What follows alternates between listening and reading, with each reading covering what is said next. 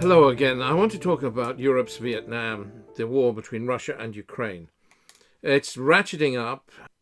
We're utilizing frozen Russian assets that we hold in order to support Ukraine. That's illegal, by the way, but we don't care about legality or international law. Not us Europeans. If it serves our interest, we will break with international law. And we've done it before, of course. We seized Libyan assets to use them for the Libyan opposition. We took them, gave them to the Libyan opposition to help bring down Colonel Gaddafi. We're doing this now. We're stealing Russia's money in Europe that's frozen there and giving it to Ukraine. Well, fair enough, you say. Why not? There are people, we want to back them. Yeah. Fine. Just remember it's illegal. But who cares about international law? Nobody cares anyway. Doesn't matter. And Putin, his rhetoric, he says Russia's not planning an attack on NATO. Well, okay. Putin says he likes the direct, blunt manner of President Trump's statements. He likes Trump's clarity and plain speech. That's what Putin says. And he says he offers peace on the basis of mutual respect and recognition of sovereignty. And there we have the stumbling block. Russia wants to rub Ukraine's nose in the dirt. The recognition of sovereignty. I mean, Russia could have, or Putin, to be specific, President Putin, could have pretty much all that he wants. He's got the Donbass and he's got Crimea. He can keep it. You think it's not up to me? No, it's not up to me. But he's got it. He's got it. And there could be an agreed armistice. But that's not enough for President Putin. He wants the humiliation of Ukraine, whereby Ukraine says, yes, big brother, it's your land, not our land. You understand? Rub their noses in the dirt. Now that is very hard. And that's what Russia wants. It's beyond easy. And Russia says, Putin says specifically, Russia's not a paper tiger. It's a bear. A bear, a bloody stupid bear. Honestly, can you believe it? And meanwhile, any attempt to garner peace with Ukraine is at stalemate. There's nothing progressing.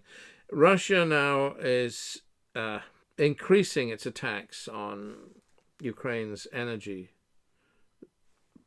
lines, its lines to power lines and so on. It's Putin's increasing strikes on mechanisms whereby Ukraine gets the transport to the war moving. That's the way he's doing it. And Trump threatens Putin by saying, President Trump says, either finish the war or you'll see a change in US policy. Well, big deal. The attacks I was speaking to people in Kiev, or Kiev, depending on whether you're Russian or Ukrainian, whether you pronounce it Kiev or Kiev. The attacks in Kiev are more substantial, more focused on transport infrastructure, more dynamic as winter approaches. And of course, this is important.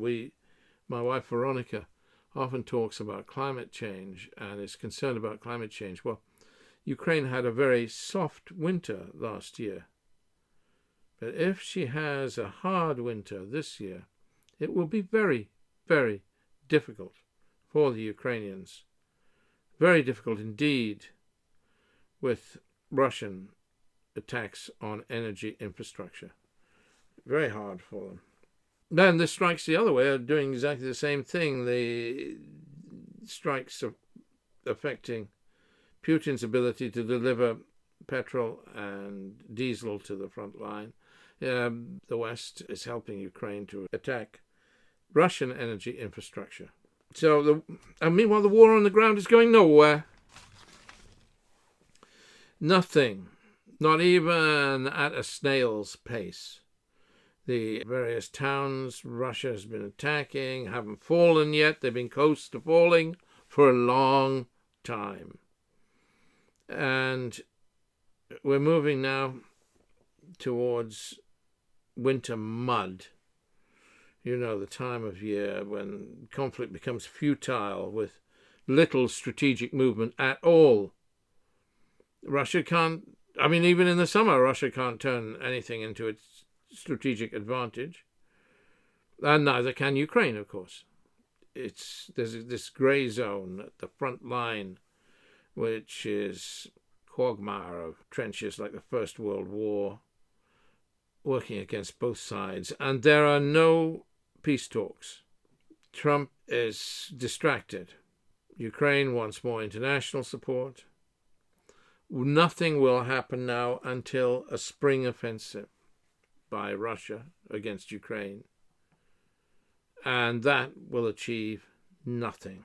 So, meanwhile, our Russian friends tell us that Putin is hunkering down and making changes, making Russia more fortress Russia, less dependent on the West, more independent. And the attacks on Russian oil infrastructure are putting the screws on the Russian. They're taking place with U.S. intelligence assistance in an apparent attempt to bring Russia to the table. Not making any difference. Now, I was very touched by my friend Reverend Larry Wright, a deep thinker, and he's been kind of thinking about the Ukraine conflict.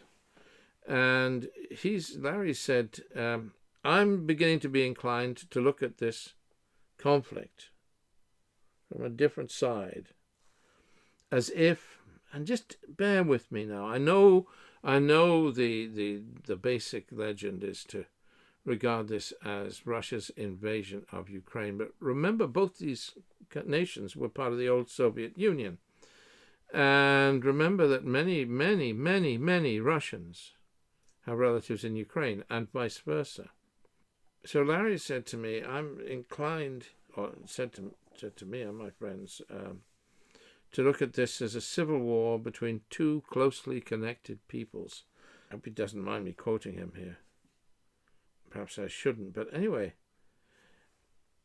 it's an interesting change in perspective if you do that, because then you have to recognize that there has to be a more nuanced solution, with both parties recognizing some agreed endpoint. A civil war ends differently. And the attritional nature of this war, it's a kind of trench warfare, if you like. We must recognize that. Putin and Zelensky have to come to some sort of accommodation outside of the geopolitical chatter that's going on from the bulls with fingers in the pie. Now, perhaps the answer does lie with the United States of America. In Alaska, there was a genuine desire by both leaders, the leaders of the United States and of Russia, to reframe the conversation away from a kind of victor-conquered type of perspective. President Trump may pride himself on the number of wars he has solved. Well, he clearly does.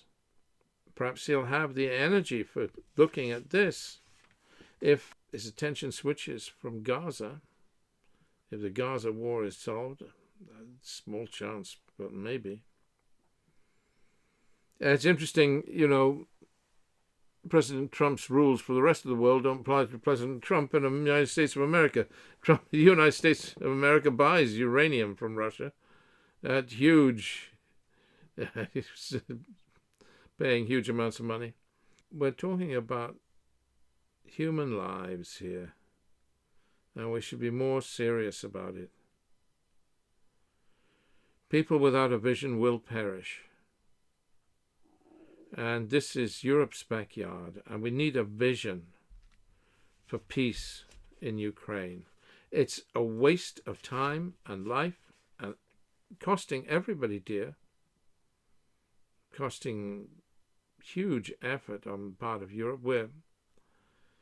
We're now so preoccupied with the Russian threat. Even in Britain, we're putting nuclear bombs on our aeroplanes, our air force. What pointless cost with our paranoia about the Russian threat. It is a Russian threat, but Russia's achieving nothing. Let's have more focus on peace. What was the old line, peace in our time? Well, yeah, peace right now. I was brought up in an era in which we had a Cold War with Russia. It went on and on and on, and it was so pointless, consumed so much energy. Enough now. Enough. Do we have to go back? Does history have to repeat itself again? For nothing? To no advantage? As we continue to fight to the last Ukrainian? God grant peace. Not merely peace in our time, peace now. Peace tomorrow. Peace on earth. And goodwill to all. God bless you. God keep you. And thank you.